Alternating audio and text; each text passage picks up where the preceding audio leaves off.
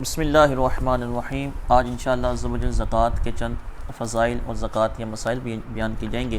اللہ کے رسول علیہ السلام نے اپنی احادیث کے اندر اللہ رب العزت نے قرآن مجید میں زکوٰۃ ادا کرنے کا حکم ارشاد فرمایا۔ اللہ رب العزت فرماتا ہے والذین یکنزون الذھب والفضة ولا ينفقونها فی سبیل اللہ فبشرھم بعذاب علیم یوم یحمى علیہ فی نار جہنم فتکوی بها جباہہم وجنوبہم وظہورہم ھذا ما کنزتم لانفسکم فذوقوا ما کنتم تکنزون۔ جو لوگ اپنی مالوں کی زکوٰۃ ادا نہیں کرتے،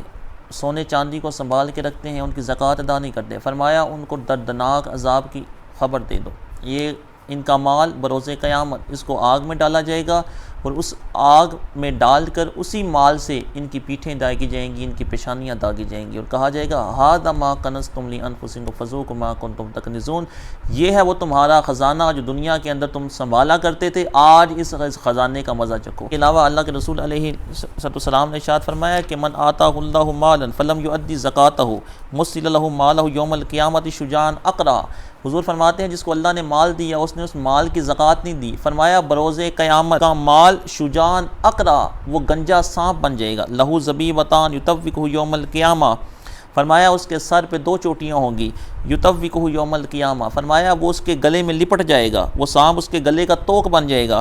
اور فرمایا وہ کہے گا انا مالکا انا کنزکا، میں تیرا مال ہوں، میں تیرا خزانہ ہوں۔ اللہ کے رسول علیہ السلام نے ارشاد فرمایا کہ الزکوٰۃ کنطرۃ الاسلام، زکوٰۃ اسلام کا خزانہ ہے۔ اور ایک حدیث کے اندر ارشاد فرمایا کہ ما تلف مال فی بر ولا بحر الا بحبس الزکوٰۃ، فرمایا بر و بحر میں، خشکی اور تری میں جو بھی مال ضائع ہو جاتا ہے، فرمایا وہ زکوٰۃ نہ ادا کرنے کی وجہ سے ضائع ہو جاتا ہے۔ یعنی بندے کا جو بھی مال ضائع ہو جاتا ہے، ختم ہو جاتا ہے، نقصان ہو جاتا ہے، اس کی وجہ یہ ہوتی ہے بندہ اس میں سے اللہ رب العزت کا حق نہیں عطا کرتا،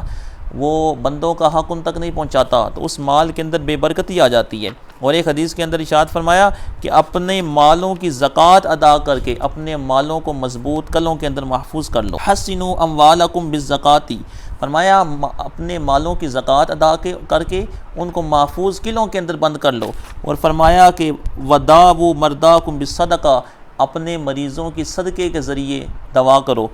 واستقبلوا امواج البلاء بالدعاء والتضرع، اور مصیبتوں کا استقبال کرو، یعنی مصیبتوں کا حل یہ ہے کہ مصیبتیں آنے کے وقت اللہ رب العزت کی بارگاہ میں خشوع و خضوع کرو، تضرع کرو، دعا کرو۔ آج فرض ہے، یعنی ایک شریعت نے ایک مقررہ حصہ بیان کیا ہے، 2.5% یا 40واں حصہ، کہ جو صاحب نصاب شخص کا، غنی شخص کا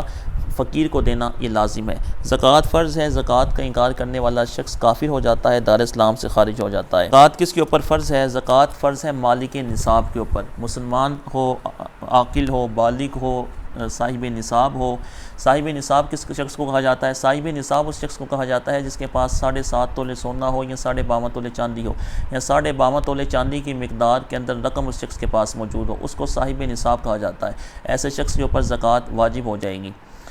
اس کے علاوہ یا مال تجارت ہو، اس کے پاس 52.5 تولے چاندی کی مقدار کا مال تجارت ہو، ایسے شخص کے اوپر بھی زکوٰۃ واجب ہو جائے گی۔ اب زکوٰۃ یہ بھی شرط ہے کہ اس کا جو مال ہے وہ بقدر نصاب اس کی ملک میں بھی ہو، اور وہ اس مال پر پورے طور پر قابض بھی ہو۔ کا جو نصاب ہے وہ قرض وغیرہ سے فارغ ہو، قرض میں ڈوبا ہوا نہ ہو۔ ایسا نہیں ہے کہ اس بندے کے اوپر جو ہے وہ 1 لاکھ روپیہ کہ اگر اس کے پاس موجود ہے اس کی اس نے زکوٰۃ ادا کرنی ہے، اور 2 لاکھ روپے کا وہ پہلے ہی مقروض ہے، تو یہ بھی ضروری ہے کہ وہ دین سے فارغ ہو، کہ قرض ادا کرنے کے بعد جو اس کے پاس مال بچے گا اس کے اندر سے زکوٰۃ ادا کرے گا۔ اب یہ بھی ضروری ہے کہ وہ نصاب اس کا حاجت اصلیہ سے فارغ ہو، یعنی حاجت اصلیہ سے خالی ہو۔ حاجت اصلیہ اس حاجت کو کہا جاتا ہے کہ بندے کو زندگی گزارنے کے اندر کچھ چیزوں کی ضرورت پڑتی ہے، ان کو حاجت اصلیہ کہا جاتا ہے۔ جیسے ایک رہنے کا گھر ہے، ایک مکان، گھر کے اندر جتنے بھی ساز و سامان وغیرہ پڑا ہوا ہوتا ہے، یہ سارا حاجت اصلیہ کے اندر آتا ہے، کتابیں وغیرہ، اس کے علاوہ کھانے پینا کا برتن وغیرہ جو بھی پڑا ہوا ہے، صوفے وغیرہ، یہ سب حاجت اصلیہ کے، گاڑی ہے، موٹر سائیکل ہے، یہ بھی حاجت اصلیہ کے اندر ہے۔ اگر بندہ اس کو استعمال کرتا ہے اس کی ضرورت ہے، تو ان تمام کے علاوہ جو بندے کے پاس مال موجود ہے اس مال کے اندر زکوٰۃ دینا واجب ہے، لیکن اس میں بھی شرط ہے کہ وہ مال نامی ہو۔ یعنی زکوٰۃ شریعت مطہرہ نے رکھی ہے مال نامی پر۔ مال نامی کس کو کہتے ہیں؟ مال نامی کہتے ہیں بڑھنے والا مال، چاہے وہ حقیقتاً بڑھے یا حکماً۔ حقیقتاً جو مال بڑھتا ہے وہ سونا چاندی ہے، کہ ان کو خلقی کہتے ہیں، کہ ان کی خلقت اسی لیے کی گئی ہے کہ ان کے ذریعے اشیاء کو خریدا جاتا ہے ان کے اندر جو ہے وہ حقیقتاً یہ نمو ہوتا ہے، لیکن اس کے علاوہ مال تجارت ان کو فعلی کہا جاتا ہے کہ ان کے اندر حقیقتاً نمو نہیں ہوتا، لیکن ان کے اوپر فعلاً نمو ہوتا ہے کہ بندہ ایک دکان ڈالتا ہے، آہستہ آہستہ وہ بڑھتا چلا جاتا ہے، وہ اس مال تجارت سے دوسری دکان ڈال لیتا ہے،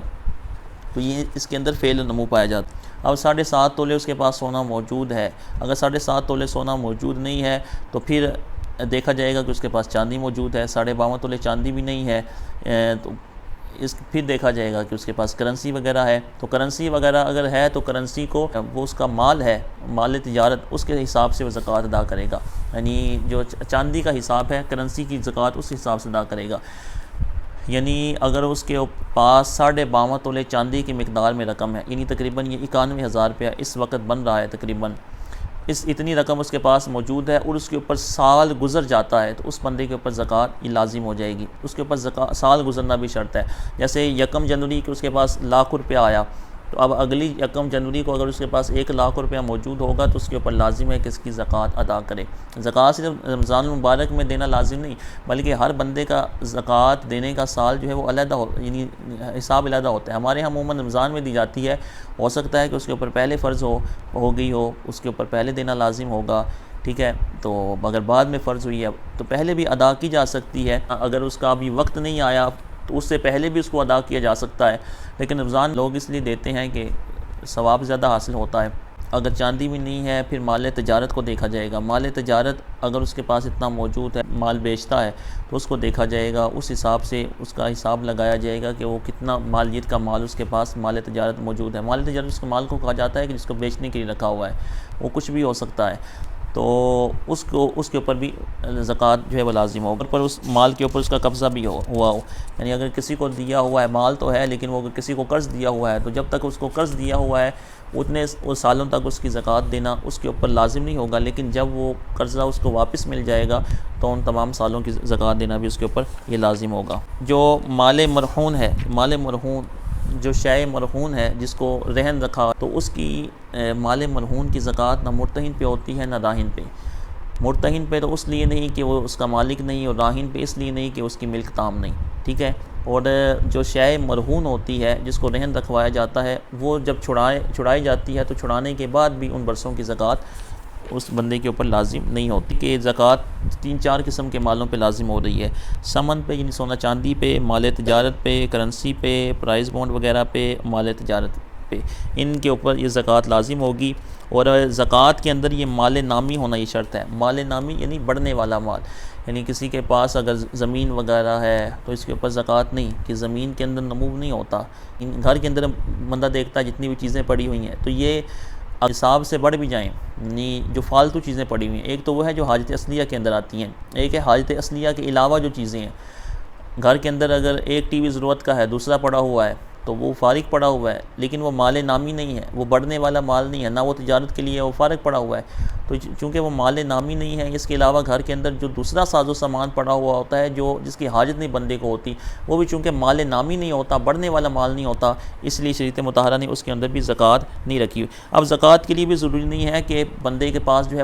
وہ مال سارا سال موجود ہو، بلکہ مال تو سال میں گھٹتا بڑھتا رہتا ہے، اگر جو ہے وہ سال کے شروع میں مال ہے تو درمیان میں کمی ہوتی چلی جائے گی، بلکہ لازم یہ ہے کہ سال کے شروع اور آخر میں دیکھا جائے گا، یعنی جب فرض ہوئی تھی اس وقت، اور جب اگلا سال آئے گا تو اس وقت دیکھا جائے گا کہ اس کے پاس مال موجود ہے یا نہیں موجود۔ جیسا کہ اگر کسی کے پاس 1 جنوری کو 1,00,000 روپیہ تھا، مہینے گزرتے گئے، مئی کے اندر اس کے پاس جو ہے وہ 10,000 روپیہ رہ گیا،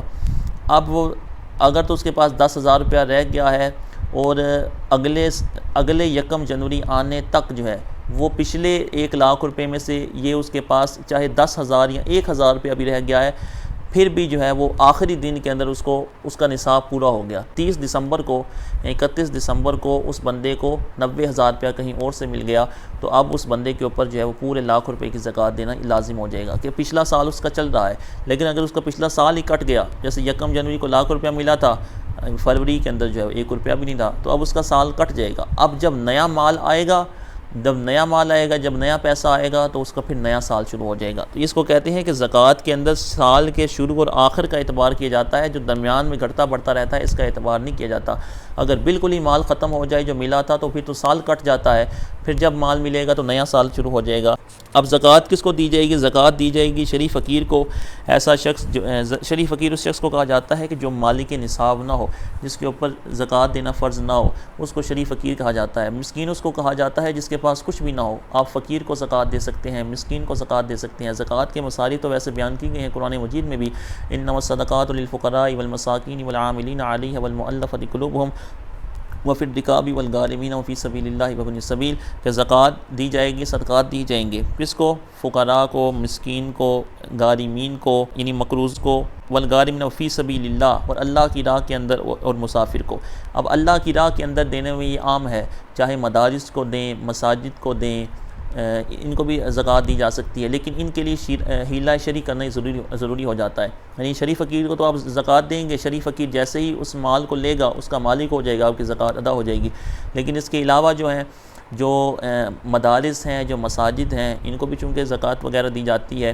تو ان کو جب زکوٰۃ دی جائے گی تو اس کا شرعی حیلہ کرتے ہیں کہ کسی فقیر کو مال ہبہ کرتے ہیں، اور وہ مال لینے کے بعد جو ہے وہ شرعی حیلہ کرنے کے بعد پھر ان مساجد یا مدارس پہ زکوٰۃ کا لگایا جا سکتا ہے، ورنہ نہیں لگایا جا سکتا۔ تو آپ سب سے پہلے یہ دیکھیں کہ آپ کے قریب جو ہے وہ غریب غربا کون موجود ہیں، سب سے پہلے ان کا خیال رکھیں کہ زکوٰۃ انہی غریبوں کے لیے رکھی ہے اللہ رب العزت نے۔ تو ان غریبوں کو دیکھیں کہ کون کون سفید پوش لوگ ایسے ہیں جو سوال بھی نہیں کرتے لیکن ہیں وہ تنگ دست غریب، تو ان کو تلاش کر کے ایسے لوگوں کو زکوٰۃ دینے میں زیادہ ثواب ہے کہ ان کو زکوٰۃ دیں، تاکہ وہ بھی اللہ رب العزت کی نعمتوں سے وہ بھی لطف اندوز ہو سکیں۔ اس کے علاوہ مسکینوں کو، اس کے علاوہ مدارس کا خیال رکھیں، مساجد کا بھی خیال رکھیں کہ سب کو جو ہے وہ کچھ نہ کچھ حصہ اپنے علاقے میں جس طرح کی آپ کی کیفیت ہے اس کو دیکھتے ہوئے زکوٰۃ کو ضرور ادا کریں۔ اپنے مال کو محفوظ کلوں کے اندر زکوٰۃ ادا کر کے محفوظ کر لیں۔ اللہ رب العزت ہم سب کو عمل کی توفیق عطا فرمائے، آمین بجاہ النبی الامین صلی اللہ علیہ وسلم۔